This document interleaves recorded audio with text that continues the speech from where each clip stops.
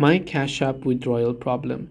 If you're having issues withdrawing money from Cash App, there could be many reasons why this is happening. First, you want to make sure your Cash App is updated to the latest version. This is just a basic thing that we check. After we do this, let us see what happens when we're trying to withdraw. So let's say you're on Cash App, you come to your home icon here, you have a certain amount of money which you're trying to tap on the Cash Out option and trying to withdraw the amount based on their bank account. So you have to make sure that your payment details are correct in this case. So sometimes it could just be that your payment details are not correct. That is why you could be having this issue. Make sure your payment details are incorrect.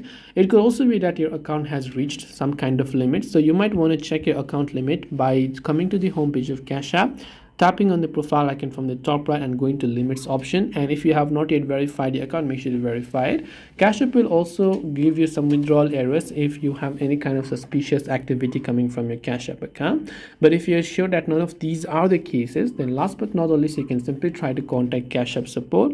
But again, tapping the profile icon from the top right, scrolling down and going to the support option to contact Cash App support.